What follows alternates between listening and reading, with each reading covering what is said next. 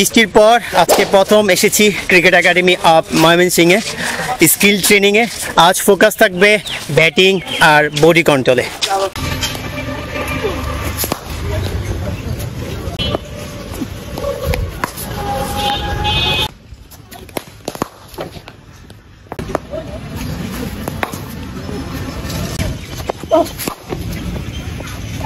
সবই তো বললাম যে স্কিল ট্রেনিং করতে হবে, ফিটনেস ট্রেনিং করতে হবে, ফিটনেস লেভেল আপ করতে হবে, কিন্তু ভাই একটা কথা বলিনি, সেটা হচ্ছে আপনাকে রেস্টও নিতে হবে।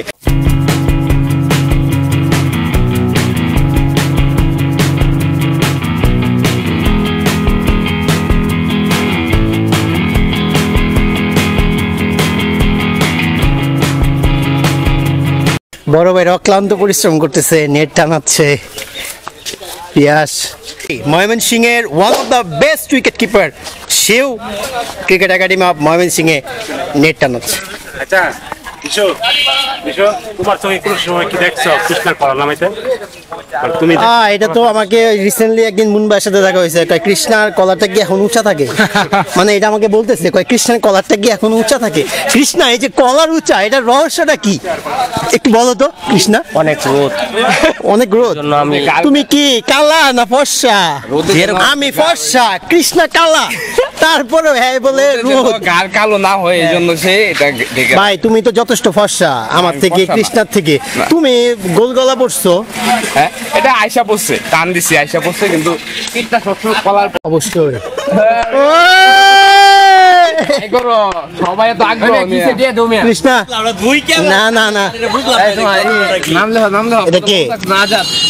আমার সাথে দেখা করবা, নাহলে ভুলে গেলে আমার কিছু করার নাই। টি শার্টের টাকা দিবা তুমি আমাকে, তুমি স্যারের কাছে দাও কেন? স্যার স্যার, সবার আগে কৃষ্ণা টাকা নেন, আমরা সময় বের করতে পারবো না তো।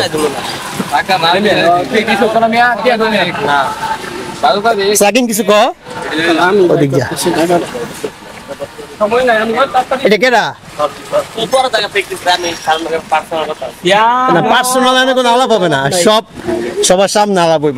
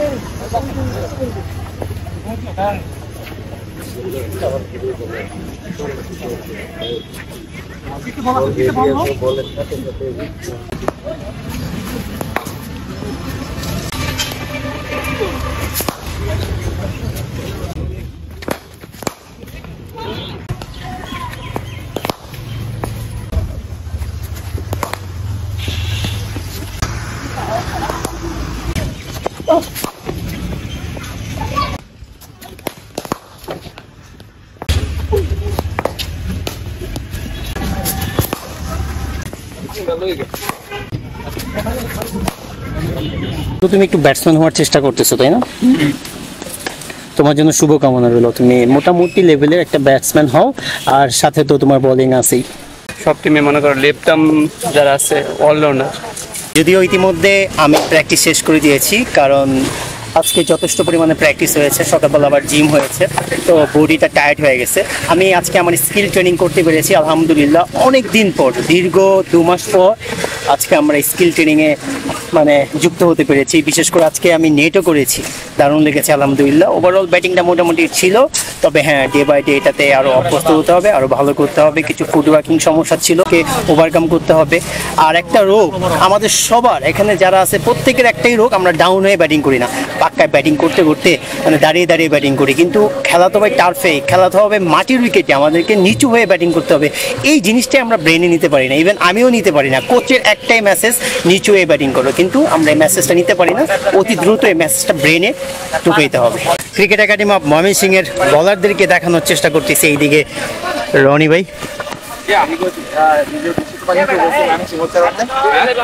Thank you. আমি ইমপ্রুভ করার, আসলে আমি মূলত ময়মনসিংহকে ভালোভাবে উচ্চারণ করতে পারতেছিলাম না, অনেকে আমার নোটিস করতেছিল, ইভেন আমেরিকা থেকে আমাকে ফোন করছে যে দিশু যে তুই ময়মনসিংহ কইস না, তুই ময়মনসিংহ ঠিক মতো ক। তো যাই হোক, ময়মনসিংহ এটাকে আমি একটু ইমপ্রুভ করার চেষ্টা করতেছি যাতে করে আমি বলতে পারি। আসলে প্রত্যেকটা জায়গায় একটা রিয়েল নাম থাকে, মানে প্রকৃত অর্থে আমরা ভুলভাল বলে আসলে এটাকে বিভ্রান্তি না করেই ভালো। রনি ভাই কেমন লাগতেছে আজকে প্র্যাকটিস সেশনে, স্কিল সেশনে? আজকে ওয়েদারটা অনেক হট, ভালোই লাগতেছে, অনেকদিন পর নেট করতে। সুমিত কেমন লাগতেছে? আলহামদুলিল্লাহ ভালো। রোডটা রিসান কেমন লাগতেছে? অনেকদিন পর বোলিং করতে পারছো নেটে। আলহামদুলিল্লাহ ভালো লাগতেছে। রবিন ভাই? খুবই ভালো লাগতেছে, অনেক রোদ উঠছে, তারপর অনেক দিন পর তো ভালো লাগতেছে। বলটা দে তার আগে পরে সাকিন বৃষ্টি ভালো, রোদে কেন? প্রচুর গরম। এই যে ব্যাটিং করতে পারতেছিস। শান্ত কেমন লাগতেছে? আবিদ কেমন লাগছে অনেকদিন পর প্র্যাকটিসে? আমরা তো ব্যাটিং ইনডোরে করি ভাই, সরি আমরা তো ব্যাটিং ইনডোরে করি। ও আচ্ছা আচ্ছা, ওই মুক্তা বৈশাখী মঞ্চ না? ইনডোরে এটা আমাদের জন্য। এটা অবশ্য ঠিক যে আমাদের ইনডোর আছে, ঠিক আছে, বৈশাখী মঞ্চ। এখানে মাঝে মধ্যে বৈশাখী প্রোগ্রাম হয়, কিন্তু আমাদের ইনডোরে বেশিরভাগ খেলা হয়। কি ভালুকা ভালুকা সুমিত আল্লাহর ওয়াসে আমরা জীবনে প্রথম হারছি। আতিক ভাই কেমন লাগছে আজকের প্র্যাকটিস সেশনে দীর্ঘদিন পর? আলহামদুলিল্লাহ অনেক ভালো। কিন্তু তুমি এতক্ষণ ব্যাটিং করলা কেমন? এতদিন পরে আমরা এই প্রশ্নটা না, ব্যাটিং করা গেছে কিন্তু একটু কষ্ট হয়েছে। আর নর্মালি আমাদের একটা রোগ আছে, নর্মালি আমরা দাঁড়ায় দাঁড়ায় ব্যাটিং করি, মানে নর্মালি। তার মধ্যে অনেকদিন পর তো আর অভ্যাস গেছে গা, যাও একটু ব্রেনে ছিল, এই ব্রেনে উঠে গেছে গা অনেকদিন ব্যাটিং না করার কারণে।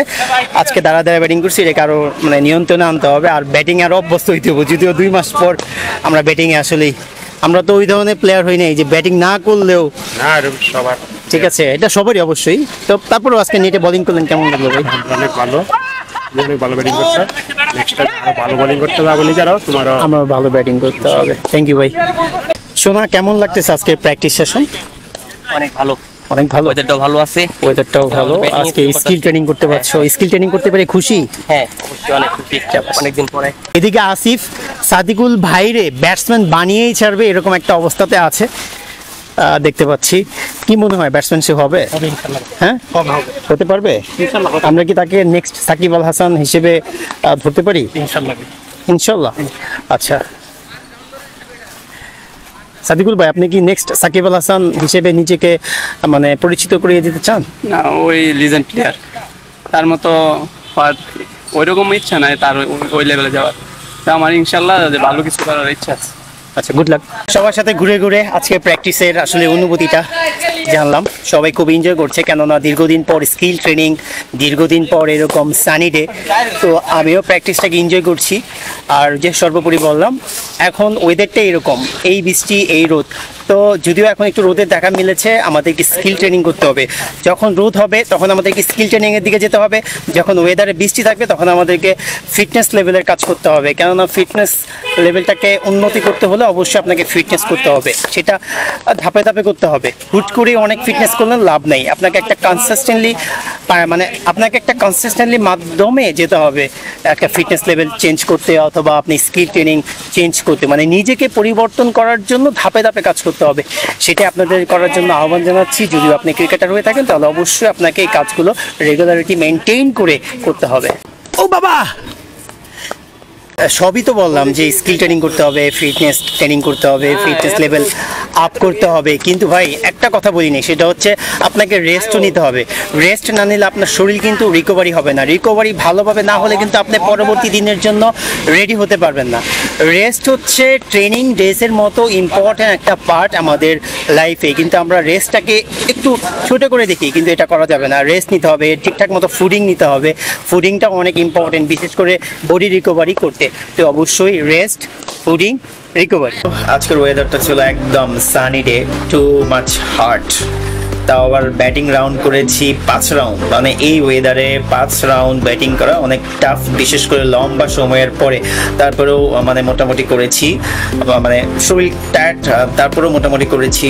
শরীর ক্লান্ত হয়েছে কেননা সকালবেলা জিম করেছি, তারপর আবার স্কিল ট্রেনিং। ওভারঅল খুব ভালো ছিল।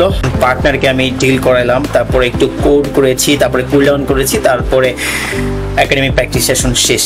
আজকে আমার নেট নেওয়ার সেশন ছিল। নেট নেওয়ার সেশন বলতে কি, একাডেমিতে যে নেটটা টানিয়েছিলাম সেই নেটটা আবার ক্লাবে রেখে আসার কথা ছিল, তো সেটা আমি আর কি করেছি ফাইনালি।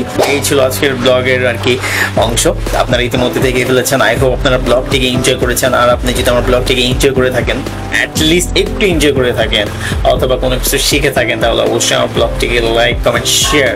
আর আমার ব্লগগুলো যদি ভালো লেগে থাকে তাহলে অবশ্যই প্লিজ সাবস্ক্রাইব, কিপ সাপোর্টিং। আপনাদের সাথে আবার দেখা হচ্ছে পরবর্তী কোনো নতুন ব্লগে ইনশাআল্লাহ। তো আল্লাহ হাফেজ।